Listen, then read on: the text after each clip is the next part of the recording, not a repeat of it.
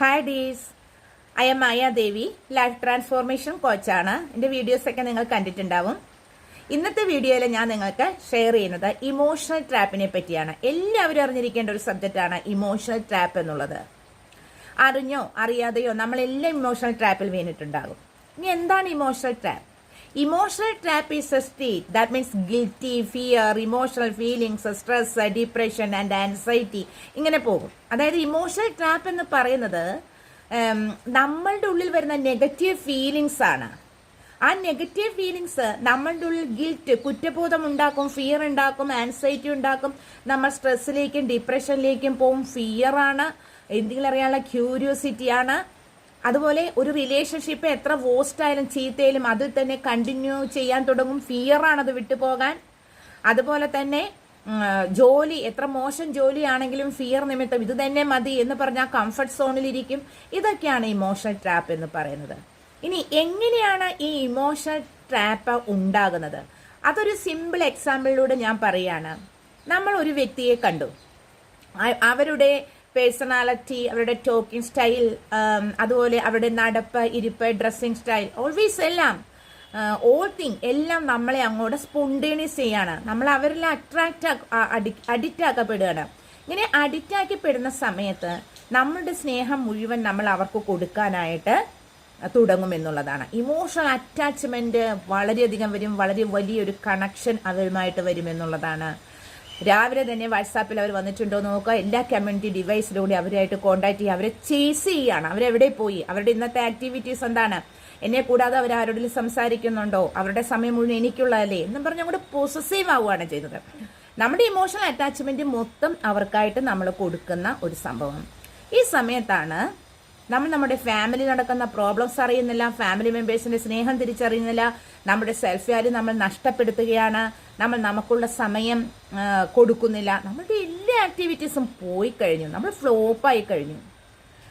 ഈ സമയത്താണ് ഓൾവേസ് നമ്മൾ തിരിച്ചറിയുന്നത് അവർ നമ്മളിൽ നിന്ന് ബ്രേക്കപ്പ് ആയി പോവാണ്. അതൊരു ലവ് റിലേഷൻഷിപ്പ് ആവാം, ഫ്രണ്ട്ഷിപ്പ് ആവാം. അവർ പോയി കഴിഞ്ഞു. ഇപ്പം നമുക്ക് അവരുമായിട്ട് ഒരു ബന്ധമില്ല, അവർക്കതിന് ഇൻട്രസ്റ്റ് ഇല്ലാതെ വരുന്ന സമയത്ത് നമ്മളത് മനസ്സിലാക്കുകയും നമ്മൾ മനസ്സിലാക്കും ഒരു ഇമോഷണൽ ട്രാപ്പിൽ നമ്മൾ അകപ്പെട്ടു കഴിഞ്ഞു എന്നുള്ളത്. അവരോട് ഭയങ്കര വാത്സല്യമായിരുന്നു, പക്ഷെ അവരിപ്പോഴില്ല, അവർക്ക് നമ്മളിൽ ഇൻട്രസ്റ്റ് ഇല്ല, അവർ പോയി കഴിഞ്ഞു. ഇനി ഈ ഇമോഷണൽ ട്രാപ്പ് എങ്ങനെ മാറ്റിയെടുക്കാൻ കഴിയും എന്നൊരു ചിന്തയാകും പിന്നീട് നമ്മളെ വർക്കിൽ ശ്രദ്ധിക്കേണ്ടായി, നമ്മൾ ആകെ ഫ്ലോപ്പായി.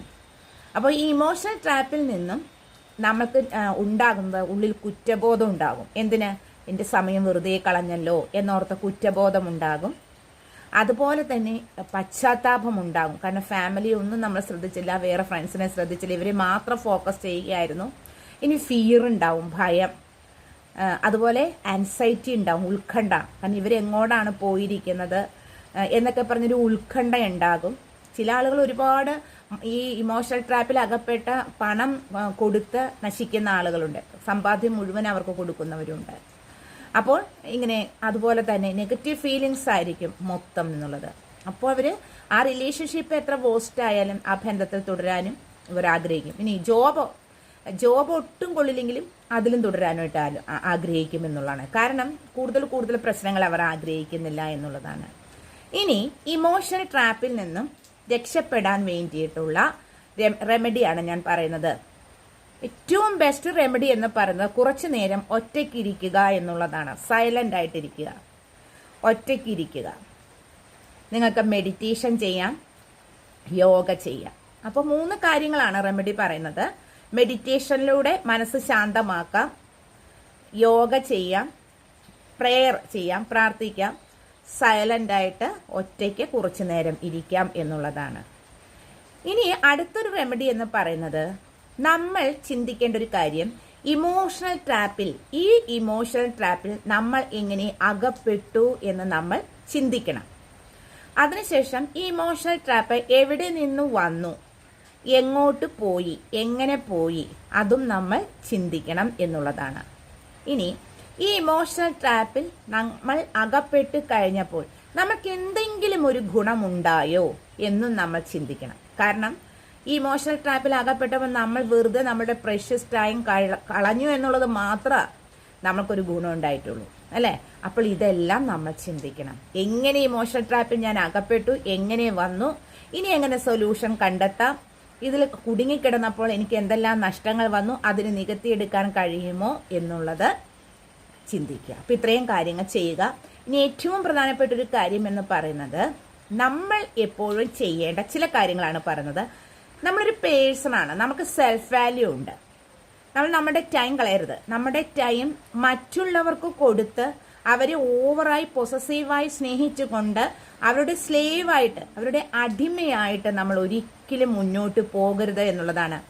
അങ്ങനെയുണ്ടെങ്കിൽ നമ്മൾ നമ്മുടെ വ്യക്തിത്വം, പേഴ്സണാലിറ്റി നമ്മൾ അടിയറവ് വെക്കുകയാണ് ചെയ്യുന്നത്. നമ്മളെന്ന് പറയുന്ന വ്യക്തി ഇല്ല, പിന്നെ പകരം നമ്മളിൽ അവരാണ് പ്രവർത്തിക്കുന്നത്. നമ്മൾ വളരെ എനർജറ്റിക് ആയൊരു പേഴ്സൺ ആയിരുന്നു, വളരെ എന്താ പറയുക, വളരെയധികം എനർജറ്റിക്കും വളരെ ആക്റ്റീവായൊരു പേഴ്സൺ ആയിരുന്നു നമ്മൾ.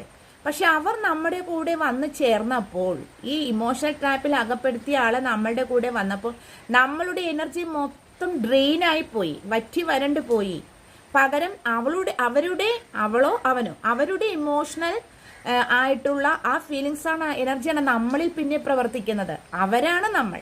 മനസ്സിലായോ? ഇത് നിങ്ങൾ മനസ്സിലാക്കുക. നമ്മുടെ ഇമോഷണൽ ആയിട്ടുള്ള ആ ഇമോഷണലായിട്ടുള്ള ഫീലിങ്സ് അവരോട് ഹൈ ആകുമ്പോൾ നമ്മളുടെ എനർജി അവിടെ ഇല്ല, നമ്മൾ വേറൊരു പേഴ്സൺ ആയി കഴിഞ്ഞു.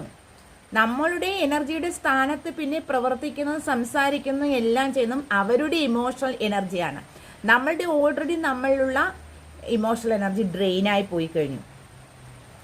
അവർക്കൂടെയുള്ള മുഴുവൻ നെഗറ്റീവ് എനർജി മുഴുവനും നമ്മളിലേക്ക് വരും. അതും നമ്മൾ ടോളറേറ്റ് ചെയ്യണം. അവരുടെ മോശം സ്വഭാവം ഉണ്ടായിരുന്നെങ്കിൽ ആ മോശം സ്വഭാവം മുഴുവൻ നമ്മളിലേക്ക് വരും. അതും സഹിച്ചുകൊണ്ടാണ് ഈ ഇമോഷണൽ ട്രാപ്പിൽ അകപ്പെട്ട് നിൽക്കുന്നത്. കാരണം ഒന്നേ ഉള്ളൂ, നമ്മൾ അവരെ അമിതമായി സ്നേഹിക്കുന്നു, അവരില്ലാതെ പറ്റില്ല. അതുകൊണ്ട് അവരുടെ എന്ത് നെഗറ്റീവായിട്ടുള്ള കാര്യങ്ങളും സഹിക്കാൻ ഞാൻ തയ്യാറാണ് എന്ന് നമ്മൾ സ്വയം നമ്മുടെ മനസ്സിനോട് പറയണം. അവരില്ലാതെ പറ്റില്ല എന്ന്. ഒരു കാര്യം മനസ്സിലാക്കുക, ലോകത്ത് ആരും ഇല്ലാതെ ആർക്കും പറ്റാത്തൊരു സാഹചര്യമില്ല. ഏതാളുകളും ഒരു കർമ്മഫല നിമിത്തം കുറച്ച് നാളുകൾ മാത്രമാണ് നമ്മുടെ കൂടെ ഉണ്ടാവുക. അവർ വന്നാലും അവർ നിന്നാലും അവർ പോയാലും നമുക്കൊന്നുമില്ല എന്ന രീതിയിൽ നമ്മളുടെ മനസ്സെപ്പോഴും ഗ്രൗണ്ടഡ് ആയിട്ട് ഇരിക്കുക എന്നുള്ളതാണ്. അനാവശ്യമായി നമ്മുടെ ഇമോഷണൽ ഫീലിങ്സ്, നമ്മളുള്ള എല്ലാ പോസിറ്റീവായ കാര്യങ്ങളും, ഓൾ തിങ് എല്ലാം മറ്റൊരാൾക്ക് നമ്മൾ കൊടുക്കുക എന്നുള്ളത് നമ്മൾ നമ്മളല്ല എന്നുള്ളതാണ് അതിൻ്റെ അർത്ഥം. അപ്പോൾ ഇമോഷണൽ ട്രാപ്പിനെ പറ്റി എല്ലാവർക്കും മനസ്സിലായി എന്ന് കരുതുന്നു. നിങ്ങളൊരു ഇമോഷണൽ ട്രാപ്പിലാണെങ്കിൽ പെട്ടെന്ന് തന്നെ എസ്കേപ്പ് ആവാൻ നോക്കിക്കൊള്ളണം. നിങ്ങളൊരു ഇൻഡിവിജ്വലാണ്. സെൽഫ് വാല്യൂ കീപ്പ് ചെയ്തിട്ട് സ്വയം ജീവിക്കാനായിട്ട് ശ്രമിക്കുക. വീഡിയോ ഇഷ്ടപ്പെട്ടുവെങ്കിൽ ലൈക്ക് ചെയ്യണം, കമൻറ്റ് ചെയ്യണം, നിങ്ങളുടെ എല്ലാ ഫ്രണ്ട്സിനും ഷെയർ ചെയ്യണം. Thank you.